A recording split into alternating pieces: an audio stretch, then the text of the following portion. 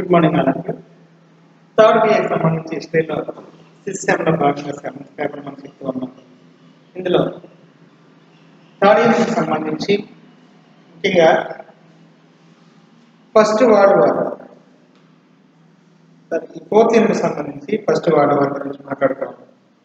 Third యూనిట్లో అయితే communist విప్లవం, రష్యా విప్లవం గురించి థర్డ్ యూనిట్లో మాట్లాడాం.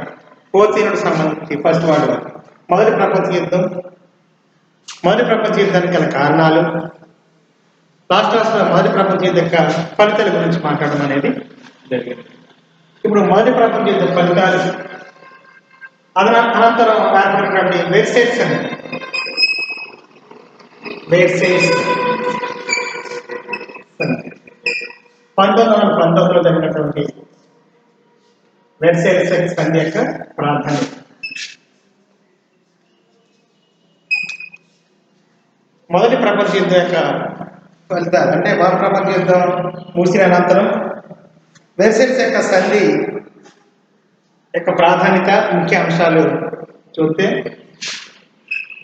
మొదటి ప్రపంచ యుద్ధం 1914 నుంచి 1918 వరకు కొనసాగింది అని మనం ప్రస్తావించలేదు. మొదటి ప్రపంచ యుద్ధానికి అనేక రీజన్స్ చెప్పాము.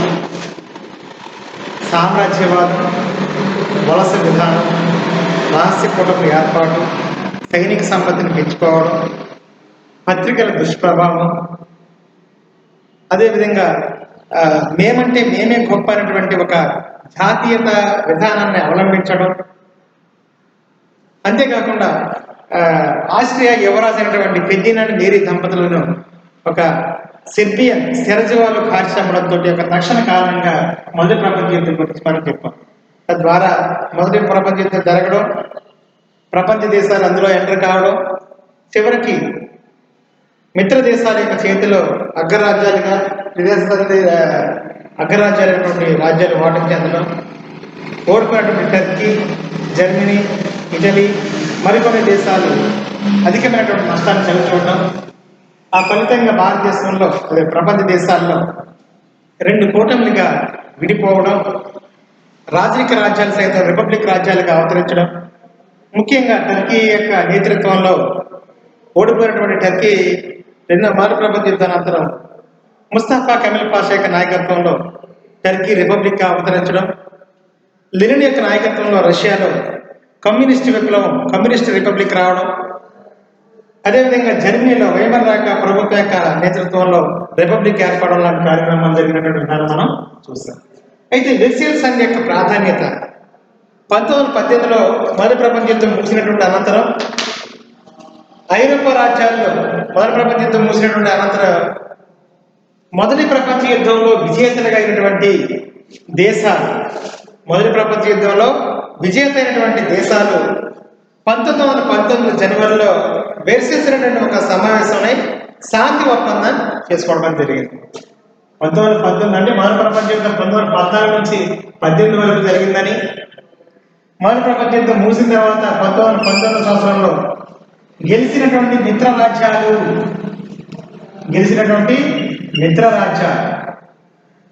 ఏమేమి గెలిచిందే మిత్ర రాజ్యాల్లో? మొట్టమొదటిసారిగా ఇంగ్లాండ్, అమెరికా, ఇటలీ, ఫ్రాన్స్ లాంటి, తర్వాత లాస్ట్ యుఎస్ఏ అంటే అమెరికా అదే ప్రాంతం అనుకోండి, అమెరికా యుఎస్ఏ ఉంటే ఈ రాజ్యాలు పెద్ద రాజ్యాలు మొదటి ప్రపంచ యుద్ధం ముగిసిన తర్వాత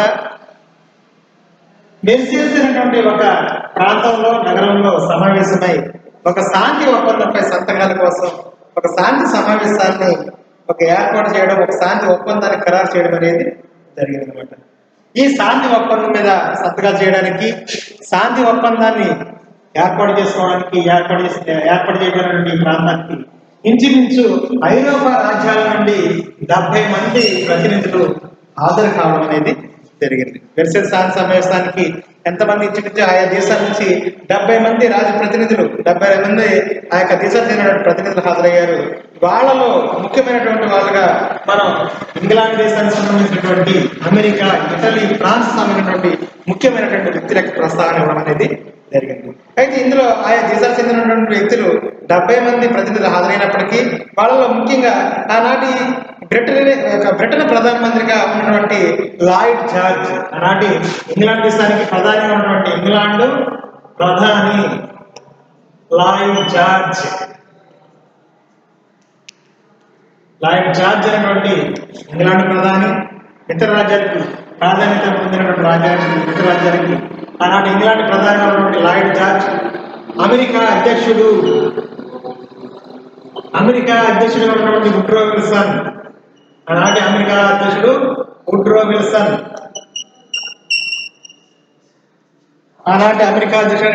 విల్సన్, అంతేకాకుండా ఆనాటి ఇటలీ విదేశాంగ మంత్రిగా ఉన్నటువంటి ఆర్లాండో, ఇటలీ యొక్క విదేశాంగ మంత్రి, ఆనాటి ఇటలీ విదేశాంగ మంత్రిగా ఉన్నటువంటి ఆర్లాండో, ఫ్రెంచ్ దేశానికి చెందినటువంటి విదేశాంగ మంత్రిగా, ఫ్రాన్స్ దేశానికి చెందినటువంటి విదేశాంగ మంత్రిగా ఉన్నటువంటి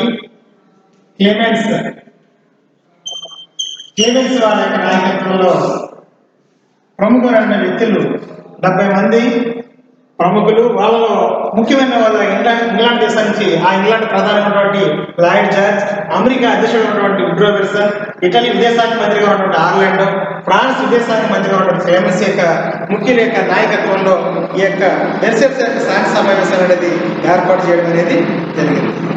ఈ యొక్క వెర్సైల్స్ యొక్క శాంతి సమావేశం కానీ ఈ శాంతి సంధి కానీ ఏ ఉద్దేశపూర్వకంగా ఏ విధానాన్ని అనుసరించి ఇది కొనసాగించారు, ఇది ఏర్పాటు చేయబడింది అంటే ఆనాటి అమెరికా అధ్యక్షుడు అయినటువంటి వుడ్రో విల్సన్ యొక్క 14 సూత్రాల యొక్క ప్రాతిపదికన ఈ యొక్క సమావేశాన్ని ఏర్పాటు చేసే విధానం మనకి తెలుస్తుంది. 14 సూత్రాలు, 14 ప్రిన్సిపల్స్ అని పిలుస్తాం. వుడ్రో విల్సన్ యొక్క 14 ప్రిన్సిపల్స్ లో 14 సూత్రాల్లో ఒక ముఖ్యమైనటువంటి వాటిని ఆధారంగా చేసుకుని వెర్సైల్స్ శాంతి సమావేశాన్ని ఏర్పాటు చేసినటువంటి విధానం మనం చూస్తాం. ఆ ముఖ్యమైనటువంటి సూత్రాల్లో ప్రధానమైనటువంటి 14 సూత్రాల్లో ముఖ్యమైనటువంటి విధానం మనం చూస్తే ఓడిపోయిన రాజ్యాల పట్ల ఉదార వైఖరి. ముఖ్యమైనటువంటి అంశాల్లో ఒకటి ఓడిపోయిన రాజ్యాల పట్ల, అంటే పరాజిత రాజ్యాలు. పరాజితం అంటే ఓడిపోయిన రాజ్యాల పట్ల ఉదార వైఖరి చూపిస్తున్నట్టుగా ఇక్కడ ఓడిపోయిన రాజ్యాల పట్ల మనం కఠినమైనటువంటి వైఖరిని చూపించకుండా ఉదార వైఖరి అవలంబించాలి అన్న విధానం ఒకటి ముఖ్యమైనటువంటి సూత్రంగా తెలుస్తుంది. అంతేకాకుండా అంతర్జాతీయ శాంతికి కృషి చేసే ఒక సంస్థను ఏర్పాటు చేయాలి. 14 సూత్రాలు ముఖ్యమైనవి. అంతర్జాతీయ శాంతిని కాంక్షించే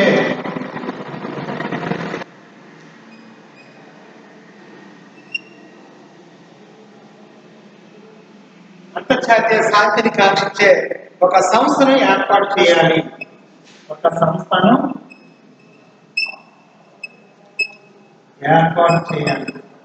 అంతర్జాతీయ శాంతిని కాంక్షించినటువంటి ఒక సంస్థ అనే దాన్ని మనం ఏర్పాటు చేయాలి అనేది దాని యొక్క ముఖ్య ఉద్దేశం. అంతేకాకుండా స్వేచ్ఛ సముద్రయాన హక్కు ఉండాలి. స్వేచ్ఛ సముద్రయాన హక్కు,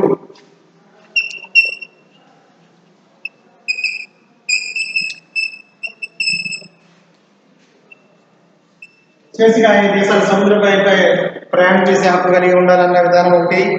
జాతీయ స్వయం నిర్ణయ సూత్రం అనేది, జాతీయ స్వయం నిర్ణయ సూత్రం,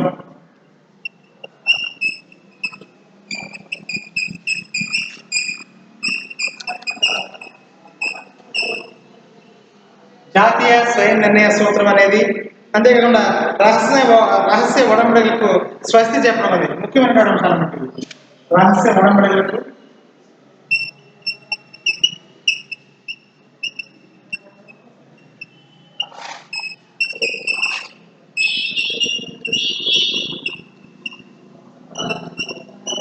ఆ 14 ప్రిన్సిపల్స్లో ముఖ్యమైన 5 అంశాల గురించి చెప్పడం జరిగింది. ఓడిపోయిన రాజ్యాల పట్ల ఉదార వైఖరి అవలంబించాలి. మిత్ర రాజ్యాలు, గెలిచిన రాజ్యాలు ఓడిపోయే రాజ్యాల పట్ల ఆ కఠిన వైఖరి కాకుండా ఉదార వైఖరిని అవలంబించాలి. అంతేకాకుండా ఈ 14 అంటే వుడ్రో విల్సన్ ప్రతిపాదించినటువంటి ఈ 14 సూత్రాల్లో అంతర్జాతీయ శాంతిని కాంక్షించే ఒక సంస్థను ఏర్పాటు చేయాలి. ఆ ఉద్దేశంతో నానాజాతి సమితి ఏర్పడింది. నానాజాతి సమితి రూపకల్ప వుడ్రో విల్సన్ యొక్క నాయకత్వం కోడింగ్ ప్రిన్సిపల్ ఒక అంశమే. అందుకనే వెర్సైల్ సంధి యొక్క సూత్రాల్లోనే ప్రధాని అవకాశంగా తీసుకుని నానాజాతి సమితి రూపకల్పన జరిగింది. అయితే అంతర్జాతీయ శాంతిని కాంక్షించే ఒక సంస్థని ఏర్పాటు చేయాలి. అంతేకాకుండా స్వేచ్ఛ సముద్రయానం అంటే సముద్రంపై స్వేచ్ఛగా ప్రయాణం చేసే హక్కు అన్ని దేశాలకు కల్పించబడాలనేది స్వేచ్ఛ సముద్రయానం హక్కు గురించి ప్రస్తావించబడింది. అంతేకాకుండా జాతీయ స్వయం నిర్ణయ సూత్రం, జాతీయ స్వయం నిర్ణయం ఏ దేశానికి ఆ దేశం స్వయంగా ఆయా దేశ ప్రభుత్వాలు కొనసాగించుకునే విధంగా సొంత నిర్ణయాలు తీసుకునే విధంగా అవకాశం కల్పించడం అనేది ఒక సూత్రంగా చెప్పబడింది. రహస్య ఒడంబడికలకు స్వస్తి పలకడం అంటే రహస్య ఒడంబడికలు అంటే ఆ దేశం సైనిక శక్తి పెంచేస్తుందని ఈ దేశం యొక్క ఆయుధాలను విపరీతంగా పెంచి పోషించడం వల్ల ఆహార పంటల ప్రాధాన్యత తగ్గిపోయి ఆయుధాల ఉత్పత్తి బాగా పెరిగిపోయింది. అది ఒక విధంగా ఆయా దేశాల్లో క్షామానికి దారి తీస్తుంది.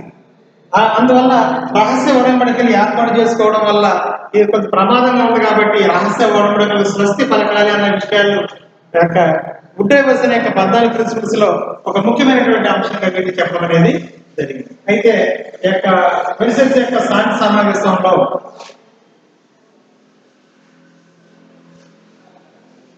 వెర్సైల్స్ యొక్క శాంతి సమావేశానికి సంబంధించి మిత్రరాజ్యాలు రూపొందినటువంటి ఈ యొక్క వెర్సైల్స్ సంధిపై మిత్రరాజ్యాలు రూపొందినటువంటి ఈ వెర్సైల్స్ సంధిపై చివరికి జర్మనీ ఎప్పుడు సంతకం పెట్టిందంటే 1919 జూన్ 21వ తారీఖున ఈ వెర్సైల్స్ యొక్క సంధిపై సంతకం పెట్టింది. అంటే ప్రధానంగా ఓడిపోయినటువంటి రాజ్యాలు మనం టర్కీ, జర్మనీ బాగా నష్టపోయింది. మొదటి ప్రపంచ యుద్ధంలో బాగా నష్టపోయినటువంటి రాజ్యాలు టర్కీ, జర్మనీ. ఆ ఓడిపోయినటువంటి జర్మనీ 1919 జూన్ 20 జరిగిన ఈ వెర్సైల్స్ యొక్క సంధి సూత్రంపై ఈ వెర్సైల్స్ సంధిపై సంతకం చేయడం అనేది జరిగిందనమాట. ఎప్పుడైతే అక్కడ గెలిచినటువంటి రాజ్యాలు ఓడిపోయిన రాజ్యాల చేత అనేక సంధులు చేయించుకోవడం అనేది జరిగింది. ఆస్ట్రియాతోనేమో సెయింట్ జర్మన్ సంధి, ముఖ్యంగా ఆస్ట్రియాతో సెయింట్ జర్మన్ సంధి అనేది ఆస్ట్రియా అంటే గెలిచిన రాజ్యాలైనటువంటి మిత్ర రాజ్యాలు ఆస్ట్రియాతో సెయింట్ జర్మన్ సంధి అనేటువంటి సంధి చేసుకోవడం అనేది జరిగింది. హంగేరీతో ట్రైనాన్ సంధి, హంగేరీ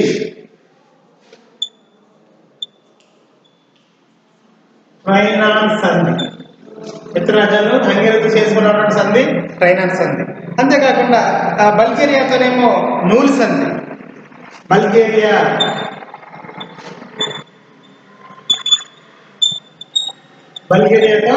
నూల్ సంధి చేసుకోవడం అనేది జరిగింది. అంతేకాకుండా టర్కీతో సెవర్స్ సంధి, టర్కీతోటి సెవర్స్ సంధి, టర్కీతోటి సెవర్స్ సంధి అనేటువంటి సంధి చేసుకోవడం జరిగింది. అంటే ఈ సంధులన్నింటికల్లా ముఖ్యమైనటువంటి సంధి ఏంటంటే జర్మనీతో తీసుకున్నటువంటి మిత్ర రాజ్యాలు గెలిచినటువంటి మిత్ర రాజ్యాలు ఈ అన్ని సంధులకెల్లా జర్మనీతో చేసినటువంటి సంధి ప్రధానమైనటువంటి సంధి. ఈ అన్నింటి సంధుల యొక్క సంక్షిప్తంగా ఇన్నింటి గురించి ఒక వెర్సైల్స్ సంధిగా నామకరణం చేయడం అనేది జరిగిందనమాట. అంటే ఆస్ట్రియాతో మిత్రరాజ్యాలు చేసినటువంటి సంధి సెయింట్ జర్మన్ సంధి, హంగేరీతో గెలిచిన రాజ్యాలు చేసినటువంటి సంధి ట్రైనాన్ సంధి, బల్గేరియాతో మిత్రరాజ్యం చేసినటువంటి సంధి నూల్ సంధి, టర్కీతో చేసినటువంటి సంధి యొక్క సెవర్స్ సంధి.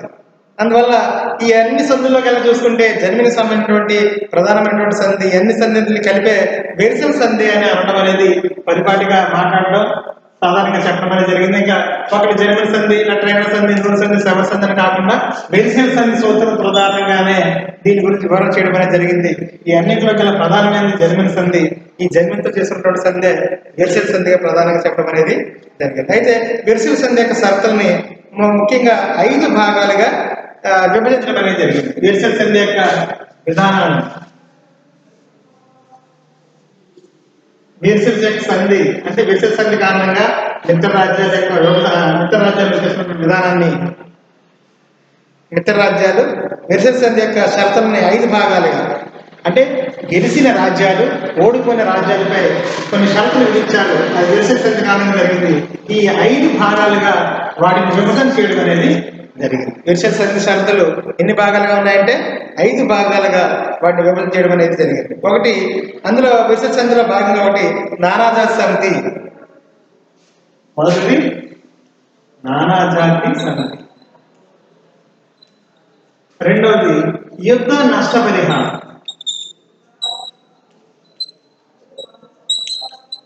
ఒకటి నానాజాతి సమితి, 2 యుద్ధ నష్టపరిహారం, మూడవది నిరాయుధీకరణ.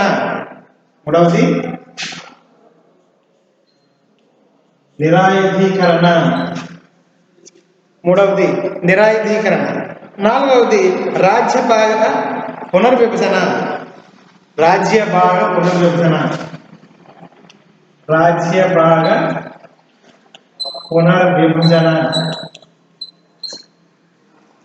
చిట్ట చివరి అంశంగా మనకి ఈ యొక్క వెర్సెస్ సంధి షరతుల్లో ముఖ్యమైనది లాస్ట్ది అధిష్ట ప్రాంతాలు.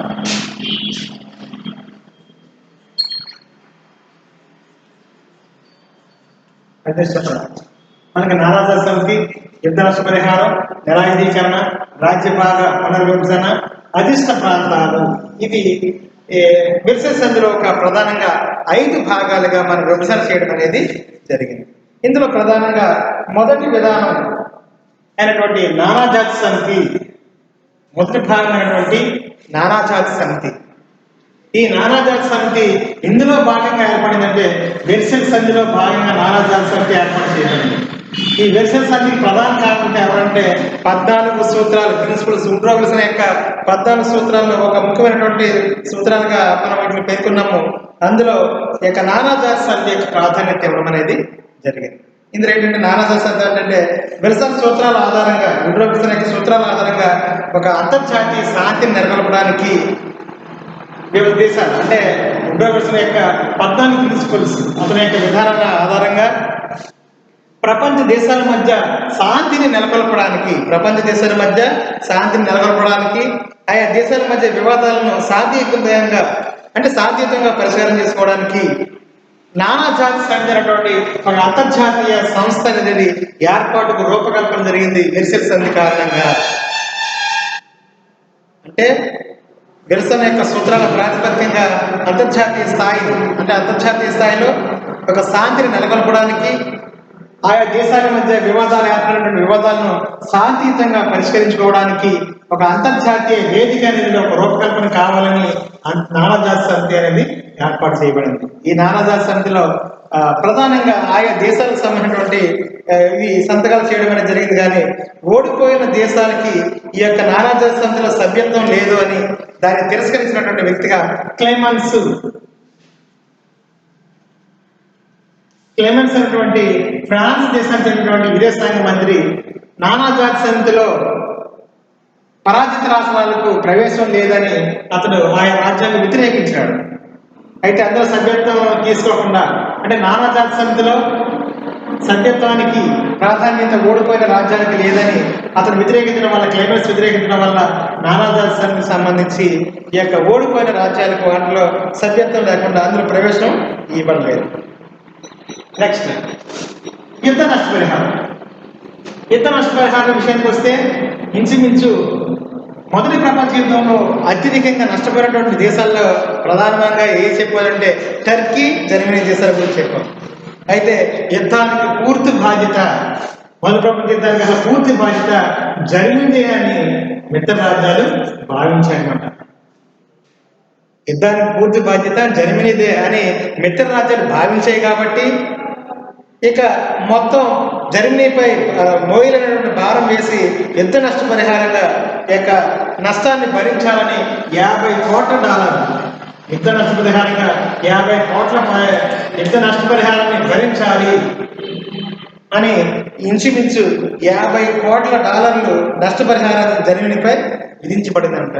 యుద్ధానికి జర్మనీ ప్రధాన కారణమని ఆ యుద్ధ నష్టపరిహారాన్ని 50 కోట్లకు భరించాలని యుద్ధ నష్టాన్ని తెలియజేయడం అనేది జర్మనీపై విధించడం అనేది జరిగింది.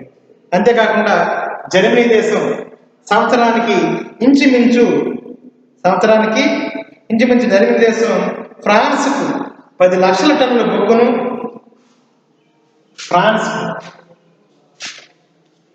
జర్మనీ ప్రకారం ఫ్రాన్స్కు సంవత్సరానికి 10 లక్షల టన్నుల బొగ్గును సరఫరా చేయాలి. అంతేకాకుండా ఇంచుమించు బెల్జియానికి 8 లక్షల టన్నుల బొగ్గును, ఫ్రాన్స్ పక్కన బెల్జియంకి సంవత్సరానికి 8 లక్షల టన్నుల బొగ్గును సరఫరా చేయాలనే నిబంధనను విధించడం అనేది జరిగింది. అంటే యుద్ధానికి ప్రధాన కారణం, మొదటి ప్రపంచ యుద్ధానికి ప్రధాన కారణం జర్మనీ కాబట్టి ఇదంతా కూడా జర్మనీ భరించాలి అని జర్మనీలో అత్యధికంగా ఉన్నటువంటి బొగ్గు గనులన్నీ కూడా ప్రధానంగా ఆయా దేశాలు గెలుపొందినటువంటి రాజ్యాల్లో ఉన్నటువంటి ఫ్రాన్స్ దేశం తన నిబంధనలో మిగతా రాజ్యాలు 50 కోట్ల రూపాయల నష్టపరిహారంగా జర్మనీ చెల్లించడమే కాకుండా సంవత్సరానికి 10 లక్షల టన్నుల బొగ్గును ఫ్రాన్స్కి, సంవత్సరానికి 8 లక్షల టన్నుల బొగ్గును బెల్జియానికి సరఫరా చేయాలనేటువంటి నిబంధనను విధించడం అనేది జరిగింది. ఒక విధంగా జర్మనీని మొదటి ప్రపంచ యుద్ధంలో జర్మనీ తన యొక్క మనుగడను, జర్మనీ తన యొక్క విధానాన్ని కోల్పోవడం అనేటువంటి పరిస్థితులు జర్మనీ దేశానికి ఎదుర్కోవాల్సినటువంటి పరిస్థితి ఏర్పడింది. అయితే నెక్స్ట్ వన్, నిరాయుధీకరణ. అంటే జర్మనీని నిరాయుధీకరణ చేసిన ఒక విధంగా చెప్పాలంటే మొదటి ప్రపంచ యుద్ధం తర్వాత జర్మనీ తన ఐరోపా మ్యాప్ లో పేరుకు మాత్రమే జర్మనీ ఉంది, కానీ జర్మనీ దాంతో ఇంకేమీ లేదు. అంటే జర్మనీ తిరిగి యుద్ధాన్ని ప్రారంభించకుండా అసలు ఈ జర్మనీ దగ్గర ఎటువంటి యుద్ధానికి సంబంధించినటువంటి విధానాలు లేకుండా పూర్తిగా నిరాయుధీకరణ చేశారు. ఎటువంటి ఆయుధాలు లేనటువంటి జర్మనీ తయారు చేశారు. ఇక జర్మనీ దేశంలో సైనిక శిక్షణ పొందడం కానీ, నిర్బంధ సైనిక శిక్షణ పోషించడం వల్ల కానీ, అదేవిధంగా జర్మనీ సైన్యాన్ని పరిమితం చేసేసారు. ఇంత మాత్రం మించి 1,00,000కు మాత్రం మించి జర్మనీలో సైన్యం ఉండకూడదు. అంతేకాకుండా సైనిక శిక్షణాన్ని సమకూర్చడానికి నిషేధించబడ్డాయి, నిర్బంధ సైనిక శిక్షణ నిషేధించబడ్డాయి.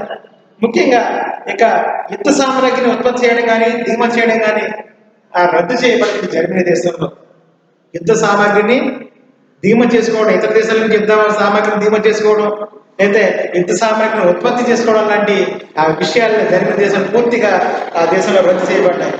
ముఖ్యంగా ఆనాటి రష్యాలో జలంతర్గామి, సముద్రంలో ప్రయాణించే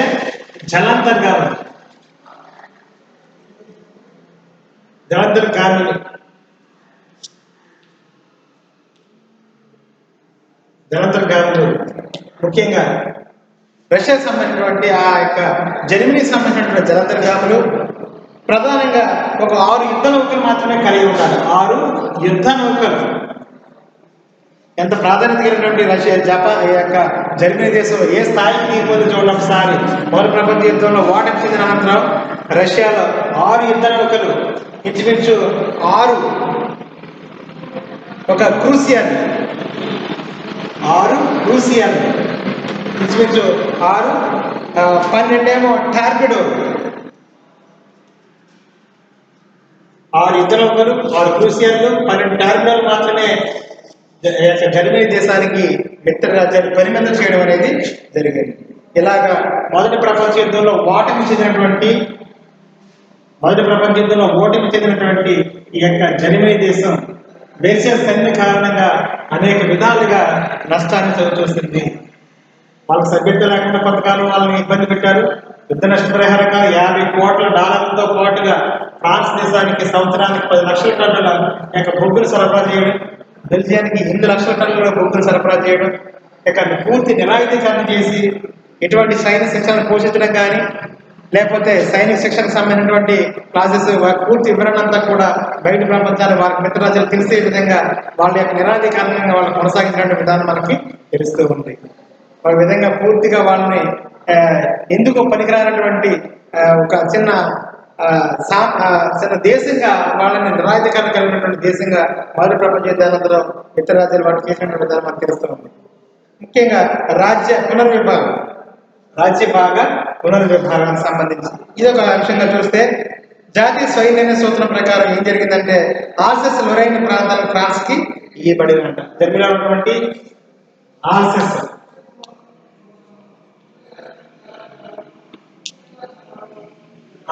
లొరైన్ అనేక ప్రాంతాలు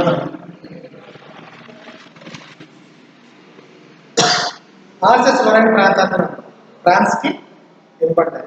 అంతేకాకుండా ఫిన్లాండ్ స్వతంత్ర దేశంగా ఆవిర్భవించింది. మొదటి ప్రపంచ యుద్ధానంతరం ఫిన్లాండ్, రష్యా సరిహద్దు ప్రాంతంలో ఫిన్లాండ్ ఒక స్వతంత్ర దేశంగా ఆవిర్భవించింది. ఫిన్లాండ్ అనేది ఒక స్వతంత్ర దేశంగా ఆవిర్భవించడమే కాకుండా అంతకు పూర్వం ఉన్నటువంటి రష్యా, ఆస్ట్రియా, ప్రష్యా చెందినటువంటి భూభాగంలో స్వతంత్రత పోలాండ్ సృష్టించబడింది.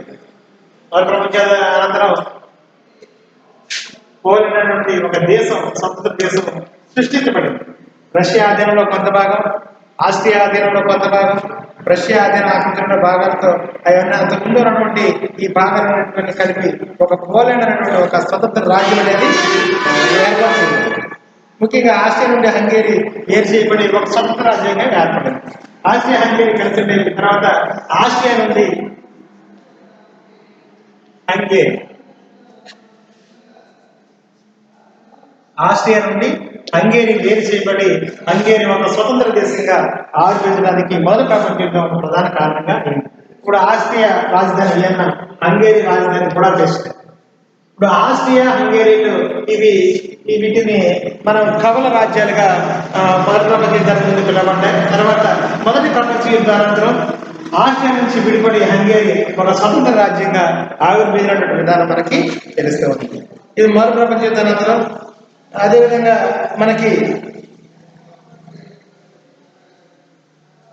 టర్కీ, బల్గేరియా ఉన్నటువంటి రాజ్యాల కొంత భాగాలను కలిపి యుగోస్లావియా అనే రాజ్యాల యొక్క ప్రాంతాలుగా ఏర్పడిన విధానం మనం చూస్తాం. అంటే టర్కీలో కొంత భాగం, బల్గేరియాలో కొంత భాగాల నుంచి విడిపడి యుగోస్లావియా అనేటువంటి ఒక నూతన రాజ్యాల యొక్క విధానం మనం చూస్తూ ఉంటాం.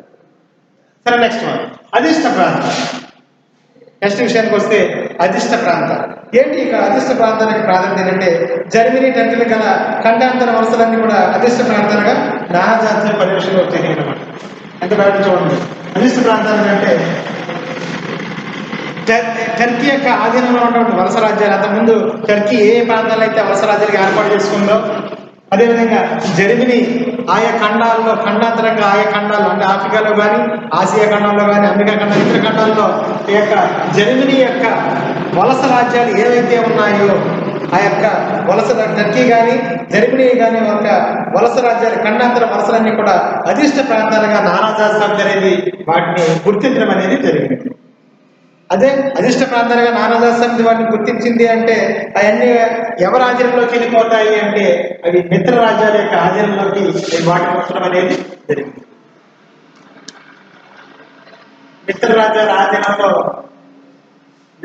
యొక్క ఆధీనంలోకి నానాజాతి సమితి యొక్క నేతృత్వంలోకి అంటే మిత్ర రాజ్యాల యొక్క ఆధీనంలోకి ఈ యొక్క అధిష్ట ప్రాంతాలు అంటే టర్కీ కానీ, జర్మనీ కానీ తన ఆధీనంలో ఉన్నటువంటి ఈ ప్రాంతాలను అధిష్ట ప్రాంతాలుగా మిత్ర రాజ్యాల యొక్క ఆధీనంలోకి వెళ్ళిపోవడం అనేది జరిగింది. ఎప్పుడైతే మిత్ర రాజ్యాలు హస్తగతం చేసుకున్నాయో ఈ విధంగా ముఖ్యంగా పాలస్తీనా కానీ, మెసొపొటేమియా కానీ, టూర్కలాండ్ రాజ్యాలు ఇంగ్లాండ్కి వెళ్ళిపోయి పాలస్తీనా, మెసొపొటేమియా ముఖ్యంగా ఏ ప్రాంతాలైతే అధిష్టాన ప్రాంతాలుగా జర్మనీ యొక్క ఆధిపత్యంలో ఉన్నాయో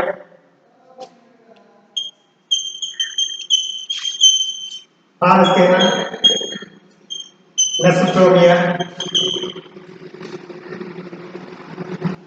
అంటే నేటి ఇరాక్ దేశం, పాలస్తీనా అదేవిధంగా ఆ పాలస్తీనా కానీ, అదే మెసొపొటేమియా కానీ,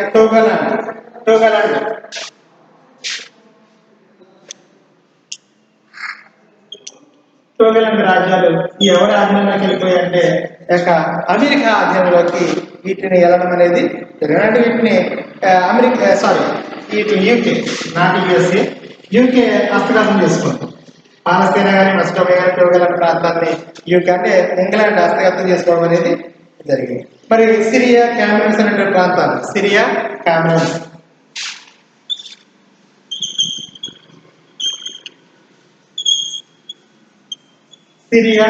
అనే ప్రాంతాలేమో ఫ్రాన్స్ ఆధీనంలోకి వెళ్ళడం అనేది జరిగింది. ఈ యొక్క ప్రాంతాలు అదేవిధంగా జపాన్కి ఏమో చైనాలోని షాంటింగ్ అనే ప్రాంతం, కియాచో,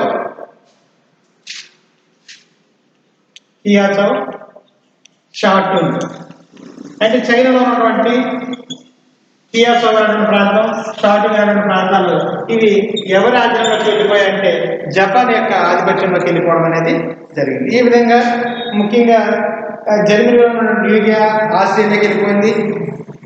సమోవాకేమో న్యూజిలాండ్కి వెళ్ళిపోవడం, ఏ విధంగా అదిష్ట ప్రాంతాలుగా వాటిని గుర్తించడం అనేది జరిగింది. అంటే వెర్సైల్స్ సంధి కారణంగా 1919 జరిగినటువంటి ఈ యొక్క వెర్సైల్స్ సంధి కారణంగా ఇక అమెరికా నేతృత్వంలో నానాజాతి సమితి రూపకల్పన జరిగినటువంటి ఉద్యోగస్తుల యొక్క నాయకత్వంలో ఈ యొక్క కొన్ని విధానాలు రూపకల్పన జరిగాయని, ఈ యొక్క 5 భాగాలుగా వెర్సైల్స్ సంధి సూత్రాలను 5 భాగాలుగా విభజన చేసినటువంటి ఈ దశలో 5 భాగాలుగా నానాజాతి సమితి, 2వది యుద్ధ నష్టపరిహారం, 3వది నిరాయుధీకరణ, ఇక 4వదిగా రాజ్యభాగ పునర్విభజన, 5వది అధిష్ట ప్రాంతంగా ఉంటే ఈ యొక్క అధిష్ట ప్రాంతాలుగా ఈ యొక్క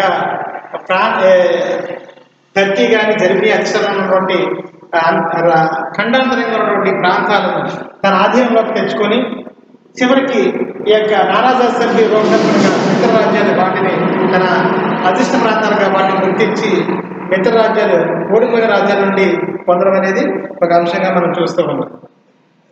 నెక్స్ట్ వెర్సైల్స్ సంధి కారణంగా, వెర్సైల్స్ సంధి యొక్క ప్రధాన ఉద్దేశంతో తరువాత కాలంలో వెర్సైల్స్ సంధి కారణంగా మిత్ర రాజ్యాల చేతిలో పూర్తిగా నష్టపోయినటువంటి ఈ యొక్క జర్మనీ తన యొక్క దృష్టిని నెమ్మదిగా రెండవ ప్రపంచ యుద్ధం వైపు, నిరాయుధీకరణ కాస్త ఆయుధీకరణ వైపు హిట్లర్ తన యొక్క మనసును కేంద్రీకరించి చివరికి సైనిక సంపత్తిని బోధించి ఐరోపా ఖండంలో బలమైనటువంటి శక్తిగా మరలా తిరిగి జర్మనీని రూపొందించి మొదటి ప్రపంచ యుద్ధంలో తను నష్టపోయినటువంటి దాన్ని మనసులో పెట్టుకున్నటువంటి హిట్లర్ రెండవ ప్రపంచ యుద్ధానికి కారకుడిగా తయారైనటువంటి విధానం మనకి తెలుస్తూ ఉంది. అంటే మొదటి ప్రపంచ యుద్ధంలో నష్టపోయినటువంటి మిత్ర రాజ్యాల చేతిలో అమితంగా నష్టపోయినటువంటి జర్మనీ తిరిగి రెండవ ప్రపంచ యుద్ధానికి అదే జర్మనీ కారణం కావడం, దానికి హిట్లర్ నేతృత్వంలో విపరీతమైనటువంటి సైన్యాన్ని పోషించి చివరికి రెండవ ప్రపంచ యుద్ధానికి దారితీసినటువంటి విధానం మనకి తెలుస్తూ ఉంది. అయితే నెక్స్ట్ వన్ మనకి ఈ యొక్క నిరాయుధీకరణ తీసిన దేశాలు, మరొక సమస్య, మొదటి ప్రపంచ యుద్ధం ద్వారా జాతీయ రాజ్యాలు ఆవిర్భవించడం యొక్క ప్రాధాన్యత నెక్స్ట్ క్లాస్లో మనం దీని గురించి చూద్దాం.